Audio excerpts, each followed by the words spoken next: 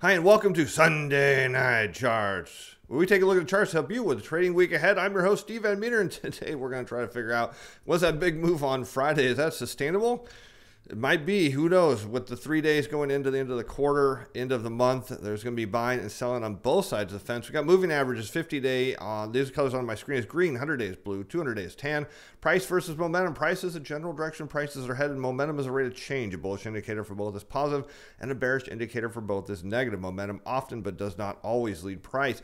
Technical analysis attempts to determine where buyers and sellers are at. Resistance is the level buyers can't break, and support is the level sellers can't break, or resistance is where sellers are at, and support is where buyers are at. Technical analysis does not predict prices. It can be used to determine the risk of a trade, help with time and trade, and provide direction to the path that leads resistance. Charting offers possibilities, not probabilities, and not certainties. Let's get right into it. We have the S&P 500.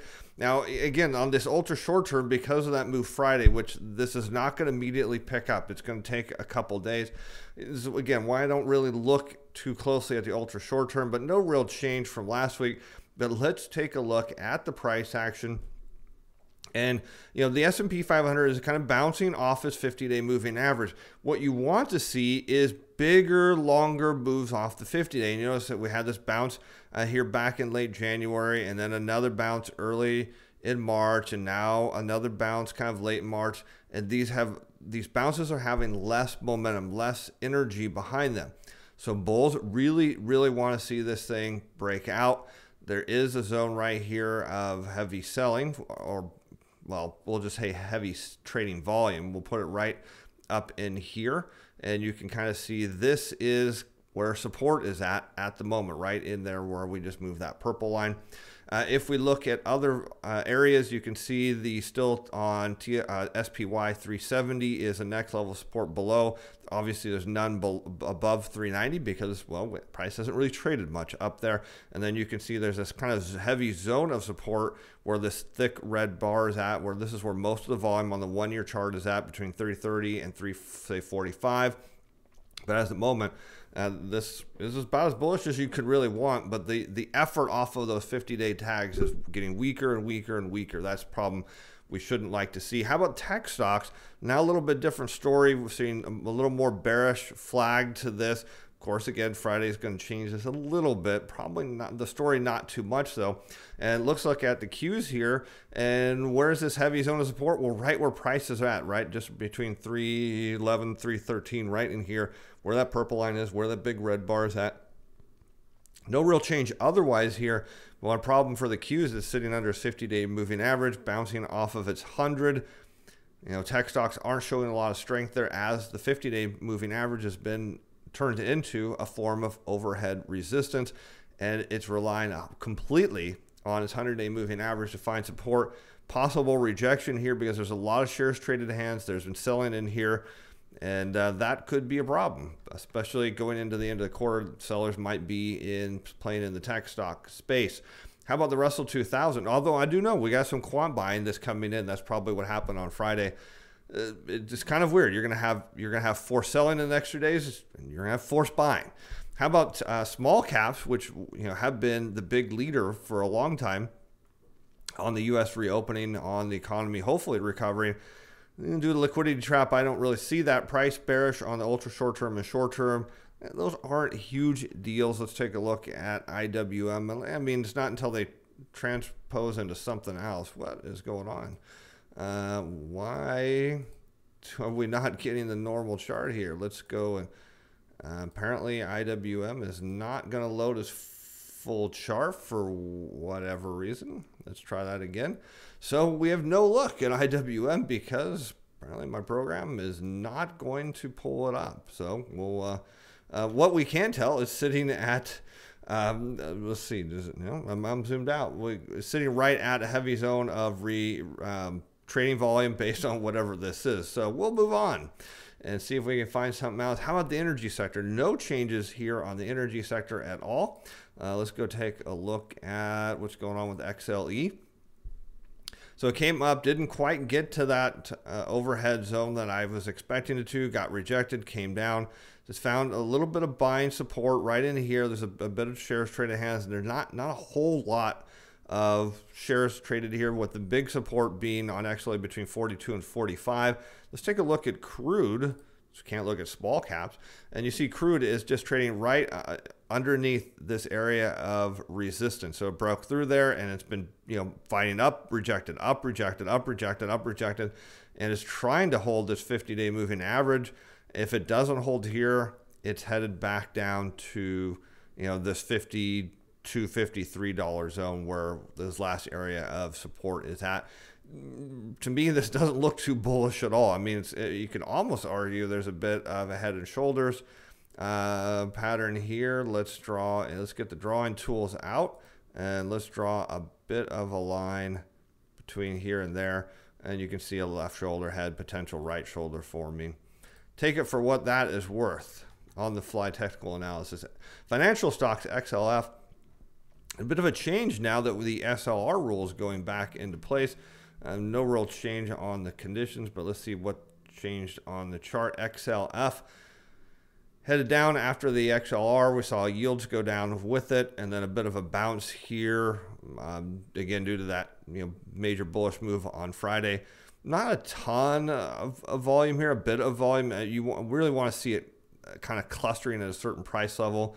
Support really remains between 51 and say 52 on XLF. Overhead right now, resistance is just sitting at the all-time high. I mean, that's all we can say about that. Utility sector, kind of interesting. An intermediate term has flipped bearish. Maybe there's something kind of going on here. Let's take a look at the utility sector. Where are you? Utilities right there. Aha, now this is kind of interesting. You can see it's kind of moving between support and resistance, support and resistance. So here's support at 58, here's resistance at 63, and this is very interesting, you know, to me, because this is where technical analysis really shines. Here's where your sellers are at, you know, between say 63 and 64, and where are your buyers at? Well, they're between 59 and 58. So you're getting this ping pong effect. Moving averages are squirrely, can't really tell anything from there, but you can see. So buyers need to break through this overhead resistance. Sellers, well, they've been here. Will they stay there? There's a question. That's kind of neat. That's kind of cool. How about industrials? No real change there. These are looking just kind of like your major moving, major indices, seeing right back at there pretty much. I think this is all-time highs. Probably is. Let's see. Yep, and way off the charts there in industrials stocks. I mean, it makes no sense. See major support is going to be right here at 89 on XLI. These valuations just make no sense. How about large coal miners? Bearish price across the board. Annual momentum unchanged. 6 month is negative and falling. 9 month is negative and falling. 6 month is negative and rising. So let's take a look at GDX.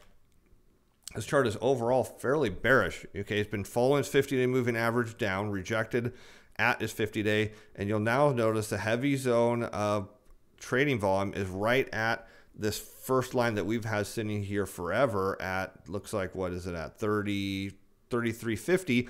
This is overhead resistance. Support is at 31. Break 31. This whole superstructure, this is a major topping pattern, breaks out. You take a mirror, put it at this lower line of 31, subtract off the high side, and you get a bottom around 16 to 17. This is kind of a measured move from a head and shoulders top, and that's where this is likely headed. As far as I can picture, whether this goes back up and runs into its 50-day moving average or not, the general direction for GDX from the longer picture is a 31, break there, bottoms out. There goes your inflation expectations. How about emerging markets? This used to be a darling too. Prices turned bearish through intermediate term. No change on annual momentum. Let's go look at EEM. We need a little head and shoulders top. Here's your head. Here's your head. Here's your left shoulder. Here's your head. Here's your right shoulder. Got a little boost off of that Friday move right into the bottom of this head and shoulders topping pattern. Flip this over. You're looking around. I think around 46 or something. It kind of flips over. So it's right down in here. Makes perfect sense if that is where it's headed. You see the 50 days rolling over. 100 days is marginally acting as support. It kind of dipped through there. This is what a topping pattern looks like. Not a big topping pattern, a small topping pattern looks like. And if you're not a ton of support, again, the major support for EEM is going to be way down here at 43. 3. There's bits of it in here, but you can see there's not a ton of it. All right, let's go on to Treasury Bonds, most hated asset class in the market, with the leading ETF, TLT, probably being on the top of that list. And price and momentum, obviously bearish across the board. 1 month momentum has turned green. I don't know how to space this out to show more fields where it looks correct. 1 month is green. 3 month is yellow, meaning it's negative and rising. 6 month, negative and rising. 9 month, negative and falling. 12 month, yellow, negative and rising. You know, when I see a big move down, the reason I built these bottom ones is to tell me where the bottom is at. When I see these go from red to yellow or gold, that's my first indicator of a bottom. They're not going to turn green for a while. That's what I expect. But when I see them starting to turn yellow across the board, that's what a bottom looks like. And that gets me excited. I'm Bond King, of course. All right, let's move some lines around in here because we've got a lot of lines to move on this chart. And let's see, do we need to zoom out on the 2 years a little bit? So where is the major area of support or resistance for TLT? Well, it's going to be right in here where it pinged off of this. You saw that it bounced off of that already. If we look at TYX, which is 30 years, where did it hit? It came through, broke through 2.4, came back up and tagged 2.4 and was rejected. Now we do know in the after hours, it started to nudge its way back down. But if you look at TLT, overhead resistance is at 138.83. The next one is going to be at 140.